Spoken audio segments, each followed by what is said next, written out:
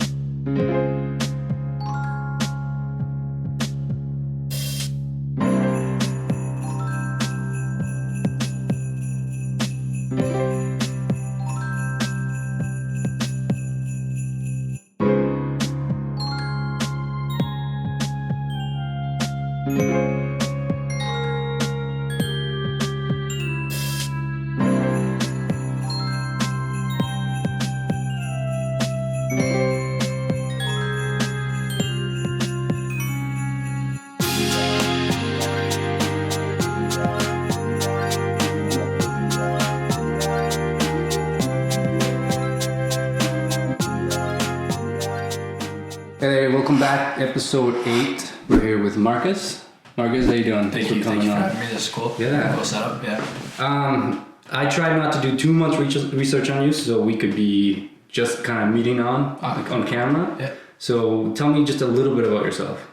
Yeah, so Marcus Tignanelli, City Councillor for North Bay, also a hairdresser. Mm-hmm. And looking to try to grow North Bay and really innovate North Bay and kind of put us on the map. So it's kind of what my passion is right now.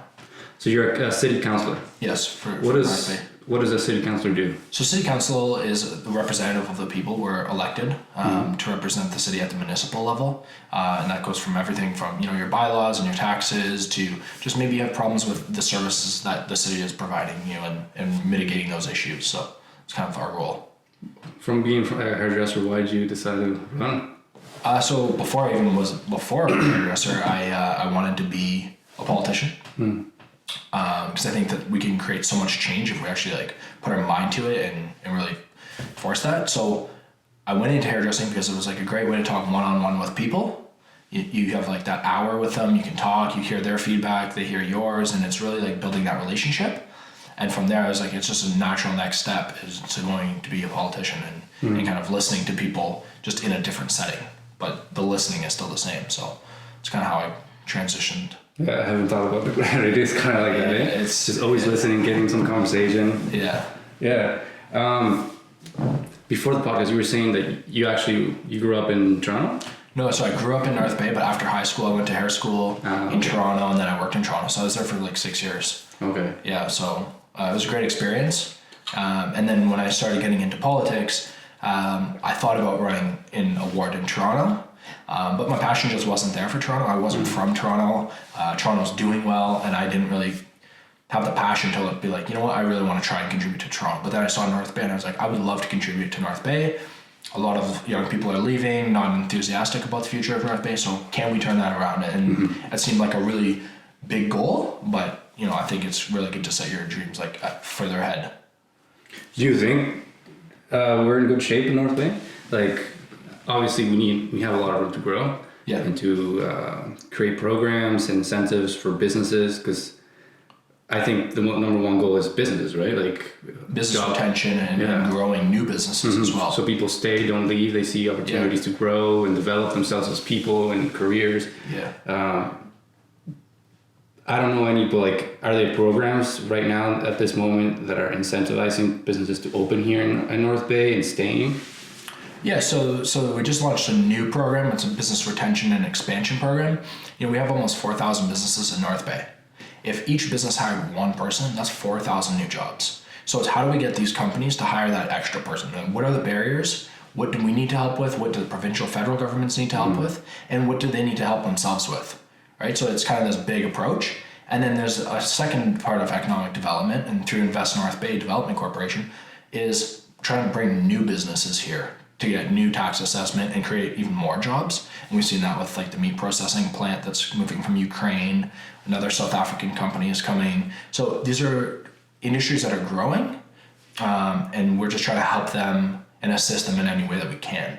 But we can't actually invest in private companies, of course. So I think, we have our community improvement plans, we have tax incentives. So we try to use these avenues the best that we can without breaking federal procurement laws and some of the anti-bonusing laws that are pretty strict. We used to be able to do like buck an acre. What is that? So you would literally sell an acre of land for $1. And saying, okay, well, if you're going to move to North Bay, we'll give you that land for $1. You can't do that anymore because they wanted to create a fair playing field for all municipalities. So now you got to get more creative of how can you incentivize this land. So, for example, our airport industrial park, applicants can apply, and that's an incremental tax incentive grant. So the first year they get 100% of their taxes back. Second year, 67%. Third year, 33%. And fourth year, they're paying full tax and onwards. So it's kind of incentivizing them to slowly come here, and then we grow that tax base and we have that incoming tax for the years to come. So yeah, there's a lot of programs. Yeah, I mean, I'm in the middle of deciding if in the next couple of months if I stay in North Bay or move to Sudbury. Right. For my own business, right? And I am looking at areas where first of all, there's a lot more businesses that I could find and try to approach in Sudbury, right? Okay.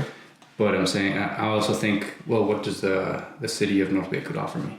So that's my mindset, and I'm always open to the best deal, right? Yeah. So business, and so I would say, what were some of the things that you saw in Sudbury that you find attractive, and how can maybe we are offering those services in North Bay, but exactly. It's very hard for us right now. I think the biggest thing that we struggle with is communication. We have so many great programs, so many great initiatives, but sometimes I don't even know about the programs that we have. Yeah. And so it's how do I communicate the best with you? So now that we're here, it's a great time to kind of, what did you see in Sudbury that was? Oh, at this moment, it's just more connections, more people that I know in Sudbury that could connect me to other businesses, right? Right. But you're right. Just everything's about marketing, right? Yeah. Communication is a deal. Yeah. And so I think, meeting people is one thing. In a smaller city, people have their established groups. Yeah. And so even when I came back to North Bay, I was like, wow, so many of my friends have moved away. And now I'm a young professional. I'm not a student in high school anymore. And it's what group am I going to fit into? And how do I start meeting people? And maybe it's fortunate because I was in the middle of a campaign, so I had to get out and meet as many people, reintroduce myself to people that I knew 10 years ago and whatnot. So it really forced me to go to these events that maybe I would have no interest in going to. But now that I know that those events are out there, like Business After Hours and 52 Coffees programs and some of these other meetups, I think they're a great way to establish connections, but it's how do we get you to know that these actually exist out there? And so it's on those individual groups to market, but it's also up to elected officials to promote what's going on in the city, because ultimately we're representative of that. Are you still a hairdresser? Yeah, still a hairdresser, so I still work at Sports Cut, so full time there. And you want to keep that going? For now, I've done the hairdressing thing for almost 10 years now, so we'll see what the future holds. I think I have more of a future in economic development and in urban tech development, so that's kind of where I want to transition to. So you want to stay in the government? I'm not too sure. I think sometimes you can get a lot done by being in government, but then I see some things that people in the private industry are doing to grow communities and make the world a better place, and I think they have a better hand because they're not bound by so many regulations. Exactly. So it's two-pronged, and I guess we'll just have to see what the future holds. No, I get what you're saying too, because I won't say where, not get my sister in trouble or anything, but she works with government as well. Right. And she experiences the same frustrations, right? Yeah. Because whether we want it or not, a lot of people want to get into the government because it's a safe job, retirement, and whatnot. They're not necessarily wanting to get in the government to make change. Right.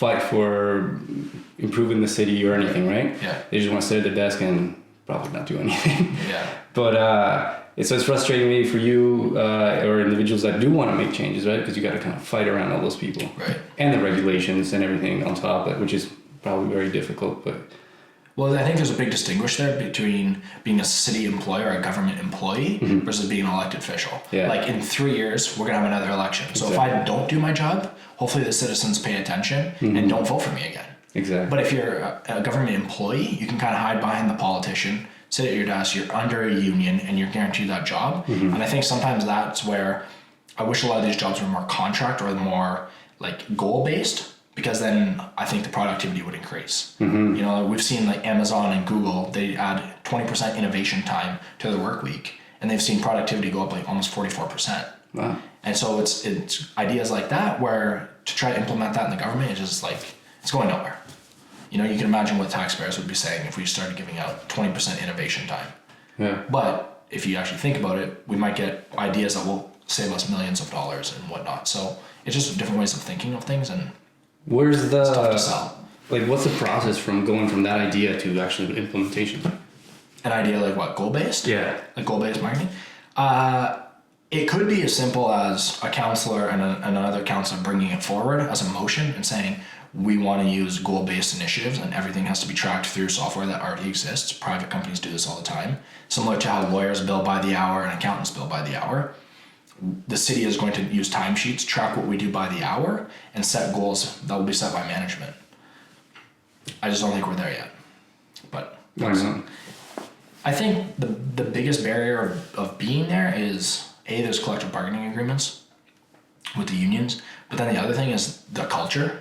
I think there's a lot of employees that work harder than they're being paid for, and there's employees that aren't working for their dollar. And so everyone doesn't want to like throw that one person under the bus, and so there's that culture.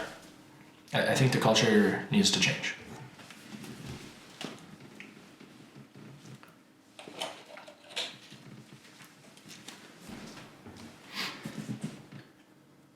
Sorry. You've heard about the rural northern immigration pilot program, right? Right.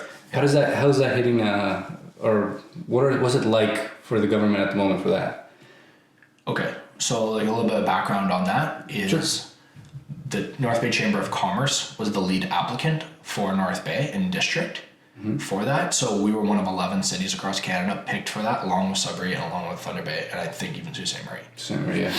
Yeah, so they're allowing us 100 people, immigrants, and it starts January, to apply into this program, and employers that are already in North Bay have to come forward and say, we need a welder. Now, an immigrant applies who's qualified welding, they're placed directly into this job, and it expedites the process of permanent residency and citizenship. I think it needs to go a step further, and 100 is a great first step for the first year, but hopefully after that it can increase like drastically, because we have so many new immigrants coming into Toronto every year, and the cost of living, they can't afford it, and so it's just growing that suburban area. But then the smaller municipalities in the north, they're suffering because we don't have these skilled workers, and then our own citizens are leaving to go down to Toronto. So it's, why not bring the people in and allow them to live in these communities that need growth? Do you think North Bay is ready to take in 100 new families and support integration and housing, all of that it takes to bring in completely different nationalities and beliefs? It's a great question. I think that is definitely my biggest concern. My friends are from Iran actually rent out part of my house. Yeah. And so that's been really eye-opening to see them because they're permanent residents. They haven't been in Canada for very long. And I talk to them often about, what kind of struggles are they facing? So the biggest things they find are activities for immigrants, meeting new people, and just learning like the customs and the traditions. Like for them, credit cards, that wasn't something that they had ever experienced. Really? And so then you come here and that's not really the government's role to educate immigrants on finance. But maybe it should be, because if we want successful immigrants, I think education would be the best first step. So do I think we're ready? We have all the systems in place. I think it's just having the conversations with immigrants who have already done the process and say, what can we improve? So we have the multicultural center, we have the international friends community, we have a bunch of ESL programs, but let's get them all talking together to create somewhere that not only is the person coming for a job, but they're actually coming for a way of life and quality of life. So. So you talk about you have a little bit of passion on changing and improving your home state. Do you have any big goals that you're working towards that you want to share? Yeah, so the biggest goal I think would be to create an innovative city. I always say innovate the Bay. That's just my tagline. I always think that it should be. One sector that I haven't seen growing in Ontario yet is the urban tech sector. So a friend of mine in Tel Aviv, she's the innovation officer for the city, and they've created a whole neighborhood that has a CEO, and it's a neighborhood corporation, and they use that to implement ideas and technologies literally overnight because it gets rid of the red tape of government. The CEO can say, yes, tomorrow we're going to use robotic garbage trucks to try to do our pickup. And that night he can say, it didn't work. We're stopping it today. But in Ontario, we have to go through all these big hoops and I get that there's the safety part of it, but the other part, other countries around the world are outpacing us by a lot, and we're losing our talent. And our talent's leaving because they see, I'm going to go work in Israel where they can implement their ideas overnight. They don't have to wait for government approval. So back to what I would like to see, I would like to see us become an innovation hub for technologies. We're one of the leaders in mining technologies in the world, and it's great. I really support the mining technology, and I would like to take that mining technology and how do we implement that into urban technology. Urban technology is like intelligent traffic light controls, garbage pickup, sensors, and using big data to help our citizens. And so that goes back to the biggest project of all. It's like a citizen membership club. So all citizens become part of this club, I call it. And what happens is you're able to pay your taxes, pay your water bill. You can add third-party like hydro bills to this. But then in addition, based on your address, if your street's closed that day, we'll actually send you a text or email saying that your street's going to be closed because of a water main break, for example. But someone across town is not going to get that notification because it's not relevant to them. Yeah. So it's how do we push specific targeted information to our citizens? And there's only 2 cities doing that in the world right now, and I think that we can be the third. And it's really frustrating that we're not there yet. So sounds awesome. It's super sick. It's sick. Like I've seen the software in action. Yeah. Another cool thing about it is like you could say that you're interested in music. Yeah. So anytime a concert's coming to town, you'll actually get a text. Instead of you having to Google where the concerts are, when it's happening, or search on the media websites. It's run the city with algorithms, right? It's literally using big data and algorithms. Exactly what it is. That's amazing. Which cities are actually using this? So there's a city called Tel Aviv in Israel, and then the other one is Thani, which is a city in India of 2 million people. So it's like if Israel of 500,000 people can do it, and Thani with 2 million people, I mean, surely North Bay with 50,000 people, we can easily implement that. Yeah. And it grows the economy. So I'm huge on growing our economy. So right now, for example, a battalion game, right? It might sell 2,000 tickets. Capacity is almost 4,000. Well, you might not know that on Thursday night, the battalion we're playing, or there's last minute tickets available. So a text goes out to everyone that in the club membership has said that their interest was hockey. They'll get a text, hey, last minute tickets to the battalion game, 15% off if you buy them today, right? So now not only are you getting a discount, but the battalion are getting one more person buying a ticket. A seat that was just going to be nothing. Just a seat that was just going to be empty. A seat that was otherwise going to be empty. And this can apply for everything, all the events in the city. And the city of North Bay already offers so many free events. Like, prime example is free skates. But you might not know about a free skate. So I didn't. You didn't know, exactly. And so it's offering incentives to people that we're already offering.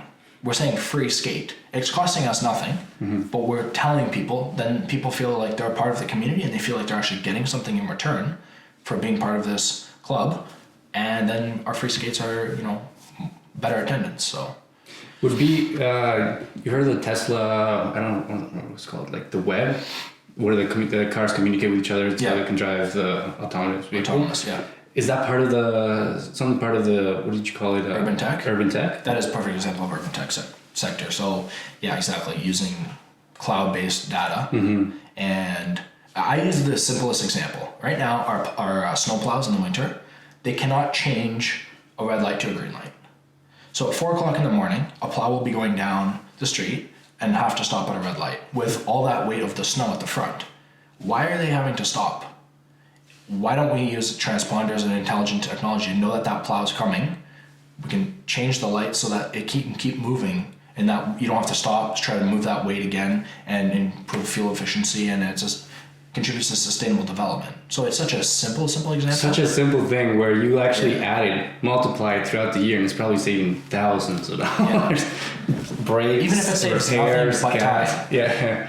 Yeah, time of the people. Yeah. That's fucking So something just so simple. Yeah. And then you just multiply that to everything. You know, so it's a real world example. Also, intelligent traffic lights, they can improve safety. We're often looking at, there's so many accidents here, how can we redo the lane structures? Well, that's expensive. By the time you rip up asphalt and move the lights and all of this, why not just use technology that can read when cars are coming? Say, okay, this car's going too fast, it will not stop for that yellow or red light. We're gonna hold the other lights from going green. But in Ontario, we only use timed lights. So in 30 seconds, bam, that light goes red, next one goes. No matter if, and then this is why cars are going through red lights, because it's not intelligent. Yeah. So I just wish that society stopped being reactive and proactive and was just intelligently active. So that's what I always preach. All this is exciting, right? But like, geez, I don't see how we can start doing it. It's we can start doing this because places are doing it. Yeah. But it takes it's frustrating. Israel has no exports except their technology. Right? They don't have mining, they don't have agriculture. So they're the technology leader of the world. So we should be looking to them to see, what are you doing to solve your issues? Every municipality in the world has the same issues: traffic congestion, communication problems, high taxes, right? Like those are the basic three issues. How can we improve that? So if one city solved it, why are we trying to reinvent the wheel? Why don't we take the wheel, change the rim to make it fit what we have, and up and running we are. So how can I help? everyone, I would love for people to bring ideas. Yeah. If you know about a technology or you know about something that, hey, like this would be a great thing that we could look at implementing in North Bay, we need those people to come forward, because it can't be up to, the 10 councillors and the 400 city staff we have. We have 50,000 people in this town. We need everyone contributing to ideas and whatnot. So have you thought about starting a podcast or starting some sort of media? I haven't started a podcast, but I do a bring a counselor to work day. So I go and tour lots of businesses, do ride-alongs and whatnot, and I feel like that's a great way to kind of talk to people one-on-one, but also see their business and how their business contributes to our local economy. So prime example, I didn't even know that you guys were here, but now I do. So now I might hear someone tomorrow be like, oh, I'm looking to record a podcast. I know just the people for you. So it's like connecting the community that way.